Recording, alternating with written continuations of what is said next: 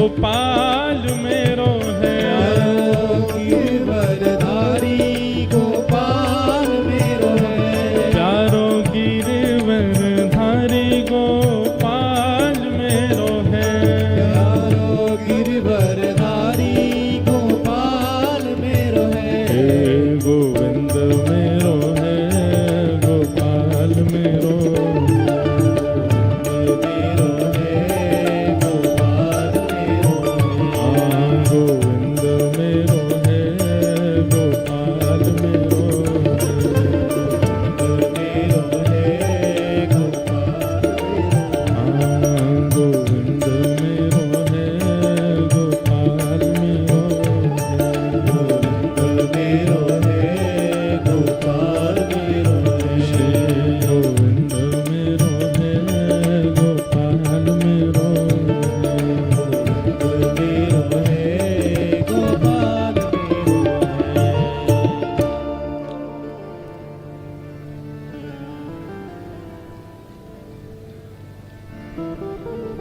सच्चिदानंद रूपाय विश्वोत्पत्त्यादि Hathaway तापत्रय विनाशाय श्री कृष्णाय वयम नमः।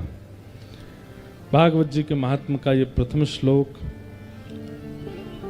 महात्म की चर्चा सुनाते हुए श्री सुखदेव जी महाराज, सूत जी महाराज सौनकादि ऋषियों को कहते हैं। सौनकादि ऋषियों ने मानव कल्याण के प्रश्न पूछे, तब सूत जी महाराज कहते हैं कि हे नाथ, आप लोगों के जो ये प्रश्न हैं, इसका उत्तर एक ही समझ आता है।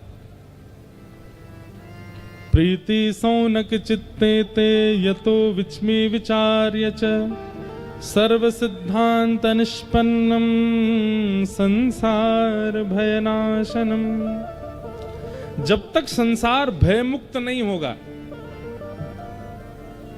हम सबको एक भय सताता है। और वो भय क्या है?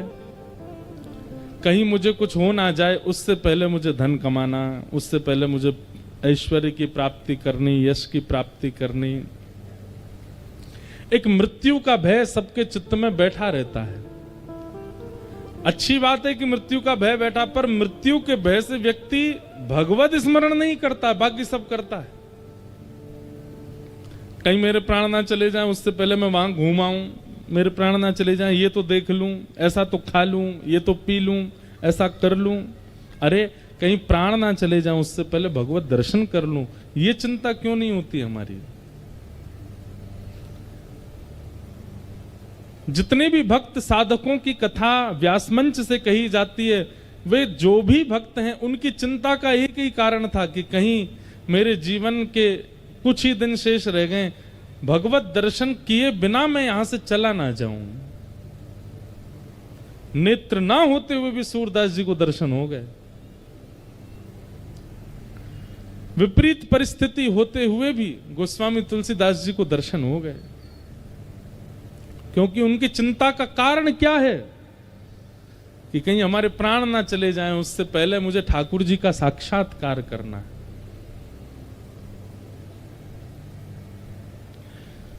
और मृत्यु के भय से पहले भगवत दर्शन की इच्छा चित्त में प्रकट कराने की सामर्थ्य केवल भागवत जी में है। श्रीमद् भागवत का आश्रय लेने वाला व्यक्ति निश्चित है कि वो इस स्थिति में आ जाएगा कि उसकी अंतिम इच्छा यही रह जाएगी कि मेरे प्राण जाएं, उससे पहले मैं ठाकुर जी को देख लूं। और कालव्याल मुखग्रास त्रास निर्णास हेतवे श्रीमद्भागवतं शास्त्रं कलौ कीरेण भाषितम्। श्रीमद्भागवत रूपी शास्त्र का आश्रय लो, सूत जी महाराज ने सौनकादि ऋषियों से कहा। इसी से ही मृत्यु का भय दूर होगा और मृत्यु से पूर्व भगवत दर्शन की इच्छा चित्त में प्रकट होगी। भगवत दर्शन की इच्छा चित्त में आते ही व्यक्ति का जीवन सुधरने संवरने लगे। सौनकादि ऋषियों ने कहा कि भागवत जी में ऐसा क्या है कृपा कर हमको इसका थोड़ा महात्म्य सुनाइए। तब सूत जी महाराज महात्म्य सुनाते हुए कहते हैं, एक बार की बात है, बद्रीनाथ में सनक सनंदन सनातन सनत कुमार भगवान के प्रथम अवतार भ्रमण कर रहे थे। तभी सामने से श्री नारद जी महाराज को आते देखा। नारद जी के मुखमंडल पर थोड़ी सी उदासी देख करके सनत कुमारों ने पूछा कि हे नारद जी, आपकी चिंता का कारण क्या है? नारद जी महाराज बोले कि भगवान, पृथ्वी की बड़ी प्रशंसा सुनी थी हमने कि पृथ्वी बहुत सुंदर है, पृथ्वी के लोग ऐसे हैं, पृथ्वी पर इतने धाम हैं, तीर्थ हैं, पृथ्वी पर ऐसी पवित्र नदियां हैं। परंतु जब मैं पृथ्वी का दर्शन करने गया तो मुझे जैसा सुना था वैसा कुछ भी नहीं दिखा। अहम तुम पृथ्वीं यातो ज्ञात्वा सर्वोत्तमामिति पुष्करम च प्रयागम च काशी गोदावरी तथा हरिक्षेत्रे कुरुक्षेत्रे श्रीरंगम सेतुवंदनम एवमादिषु तीर्थेषु भ्रममाण इतस्ततः। हरिक्षेत्रम कुरुक्षेत्रम श्रीरंगम सेतुवंदनम, यहां पर लगभग तीर्थों के नाम बोले गए। अभी एक प्रश्न उठता था मेरे मन में, तीर्थों के नाम बोले हैं और तीर्थों के नाम बोल करके कहा गया कि यहां पर ये पाप होता है, ये पाप। अरे शहरों के नाम क्यों नहीं बोले? मानते हैं कि तीर्थ में 2-4 लोग कुछ गलत अपराध करने वाले होते होंगे, शहरों में तो सभी होते हैं। यहां पर बंबई का नाम लेते, कलकत्ता का नाम लेते, दिल्ली का नाम लेते, बड़े बड़े शहरों का नाम लेते तो समझ आता। नारद जी महाराज कह रहे हैं पुष्करम च प्रयागम च काशीम गोदावरीम तथा हरिक्षेत्रे कुरुक्षेत्रम श्रीरंगम सेतुवंदनम, सब तीर्थों की बुराई कर रहे हैं? नहीं, नारद जी महाराज हमको संकेत कर रहे हैं कि अत्यंत साफ स्थानों की स्थिति ये है, तो शहरों की स्थिति तो आप अनुमान लगा लेना क्या होगी। अत्यंत स्वच्छ पवित्र तीर्थों की स्थिति ये है, तो शहरों की स्थिति तो हम वर्णन कर ही नहीं सकते हैं। नारद जी ऐसा कहना चाह रहे हैं। प्रिंसिपल ने क्लास टीचर से पूछा कि आपकी क्लास का रिजल्ट कैसा रहा? तो टीचर ने कहा सबसे नंबर अव्वल आने वाला बालक फेल हो गया है, तो बाकियों की स्थिति समझ जाओ आप। सबसे ज्यादा नंबर लाने बालक ही फेल हो गया। जैसे और दूसरा इसका उदाहरण सुनो, जब पिताजी अपने पुत्र से पूछते हैं, हाँ भाई रिजल्ट आया तुम्हारा, क्या आया रिजल्ट में? बोले पिताजी मेरी बात में पूछना, हमारे गांव का वो लड़का ना सबसे ऊपर हमेशा फर्स्ट आता, वही फेल हो गया, अब मेरा रिजल्ट तो आप समझ ही जाओ। जब वही फेल हो गया तो मैं कहां आया हूंगा। तो नारद जी महाराज तीर्थों का नाम इसलिए बोल रहे हैं कि भाई जब तीर्थों की स्थिति ये हो गई है तो शहरों की तो आप अनुमान लगा लेना क्या स्थिति हो गई है। सत्यम नास्ति तपः शौचम दया दानम न विद्यते उदर भरिणो जीवा बराका कूट भाषिण मंदा सुमंदमतयो मंद भाग्यायुपद्रुता आहा पाखंड निरता संतो विरक्ता सपरिग्रह। बोले महाराज सत्यम नास्ति, सबसे पहला सत्य नहीं बोलते। मैं एक बात कहा करता हूं अपनी कथा में कि आप लोग 30 दिन का एक हमारी कहने से एक क्रम करो। आज तारीख है 1, बहुत बढ़िया तारीख है, आज से ही शुरू कर दो। अब तो क्या आधा दिन तो निकल ही गया, रात तो होने वाली है, लेकिन कल से शुरू कर देना अगली 1 तारीख तक। रोज गिनती करो कि आप झूठ कितना बोलते हो, गिनती करो।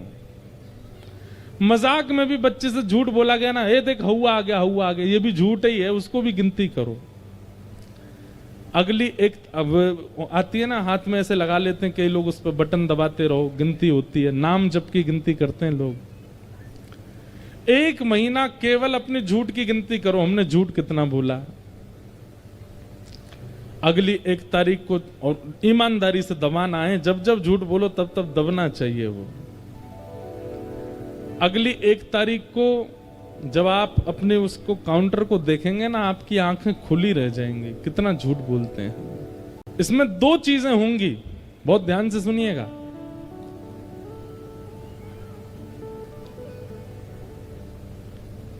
हम लोग अपने अपराधों की गिनती नहीं करते, इसीलिए अपराध बहुत ज्यादा होते हैं हमसे। अगर व्यक्ति रोटी गिन के खाने लग जाए ना, तो 2-3 में पेट भर जाता है, बिना गिने खाए तो 6-6 खा लेता है। हम लोगों ने गिनती किसकी करनी प्रारंभ कर दी? नाम की। नाम जप की गिनती करते हैं, पुण्यों की गिनती करते हैं, दान की गिनती करते हैं, इसीलिए वो कम ही होते हैं हमसे, ज्यादा नहीं होते। और पापों की गिनती नहीं करते, वो महीना में कितने होते हैं हमसे। बहुत बड़ा दानवीर हो जबलपुर का या आपके इस गांव का, महीना में 1 ही दिन खजाना खुलता होगा उसका दान करने का, लेकिन पाप रोज खुलता है उसका। तो क्यों? क्योंकि दान की गिनती है, नाम जप की गिनती है, सेवा की गिनती है, पापों की गिनती नहीं है। पाप की काउंट ही नहीं करते, इसीलिए पाप अथाह होते हैं। हम तो चाहते हैं कि भाई ये जो मशीन है ना हाथ वाली, ये लाइए सब लोग, और इस पर कोई भी भगवान नाम नहीं गिनना है।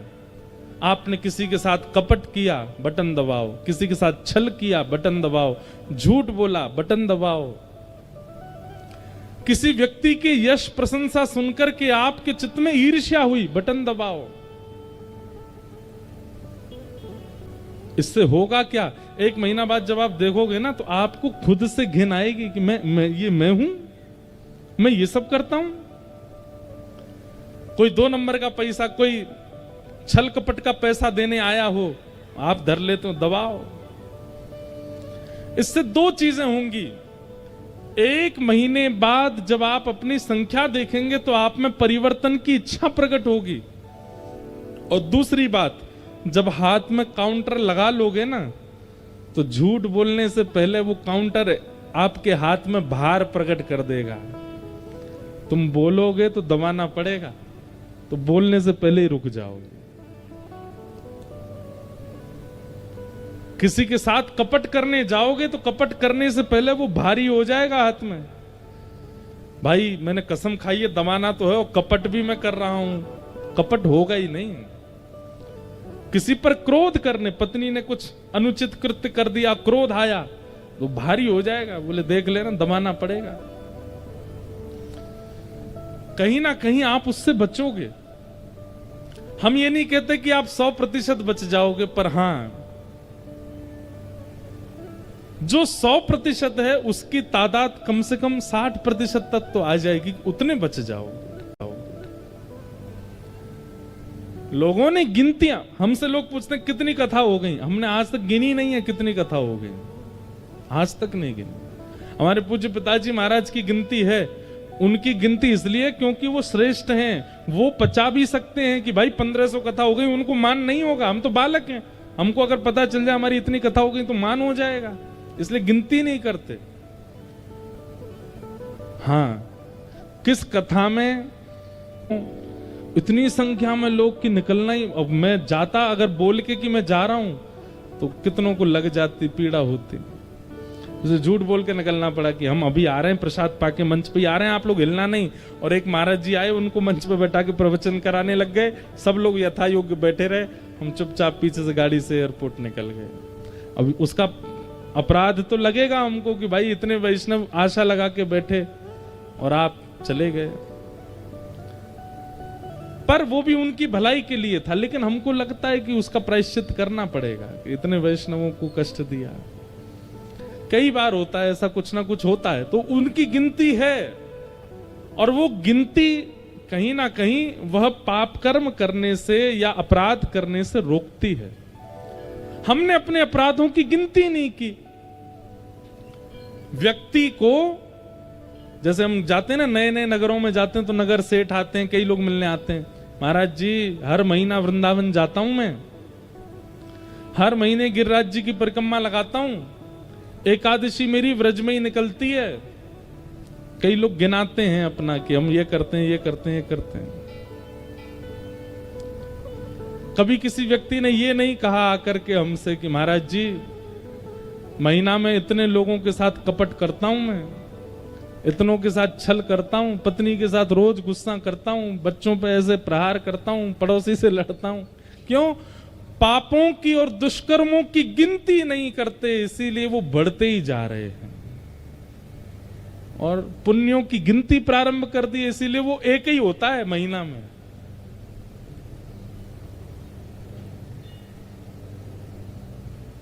हम तो गिनती नहीं करते कथा कितनी हो रही है, चलने दो, हो रही है चलने दो। इसकी क्या गिनती करना, अपने दुष्कर्मों की गिनती करो। सत्यम नास्ति तपः शौचम दया दानम न विद्यते उदर भरिणो जीवा। नारद जी कहते हैं यहां सत्य नहीं बोलता कोई भी, यहां तपः नास्ति शौचम नास्ति, कोई तप नहीं करता, कोई पवित्र नहीं रहता। इस पृथ्वी पर सब लोग बिल्कुल विचित्र हैं। व्यक्ति दो दो बार नहाते हैं पृथ्वी के लोग, इधर देखो ध्यान से सुनना, दो दो बार स्नान करते हैं, सुबह भी और शाम को भी, लेकिन मन इतना मलिन है। हम लोग केवल बाह्य दिखावा करते हैं, सौम्यता का, शुद्धता का, पवित्रता का, ज्ञान का, वैराग्य का, भक्ति का। लेकिन अगर कोई ऐसी मशीन आ जाए जिससे भीतर की पता चल जाए, घबरा जाए आदमी।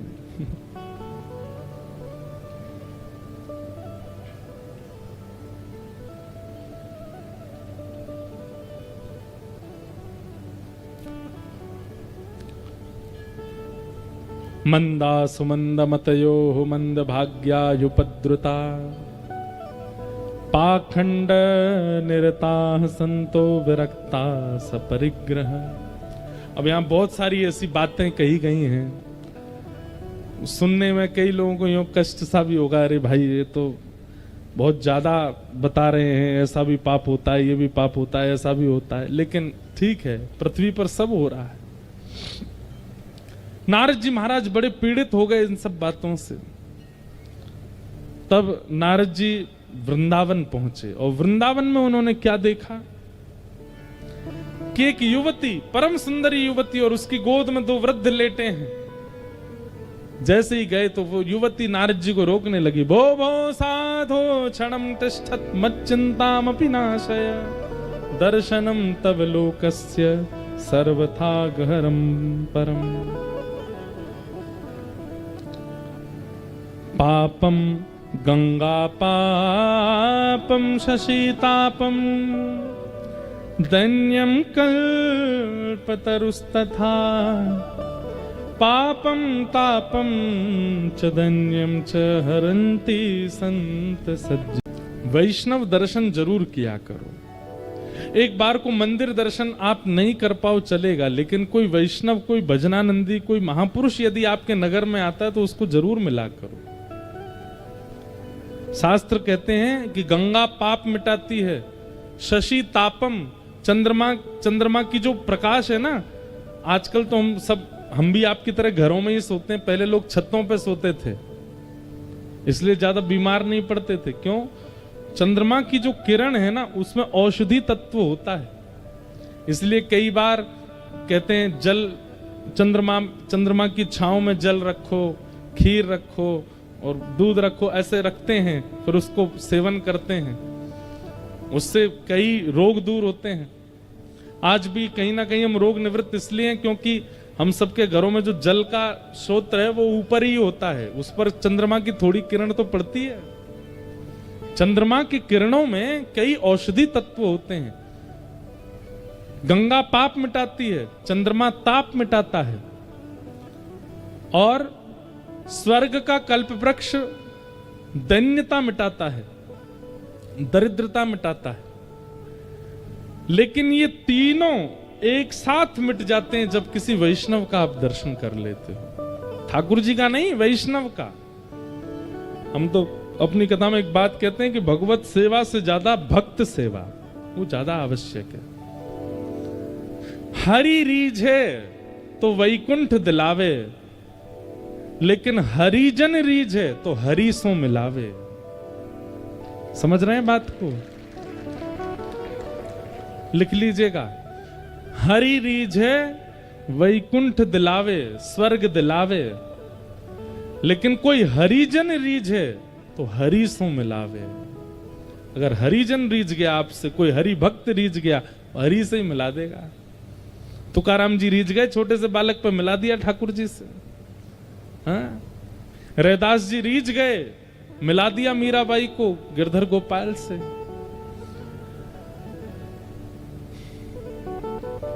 श्री रामानंदाचार्य जी रीझ गए, मिला दिया रैदास जी को राम जी से।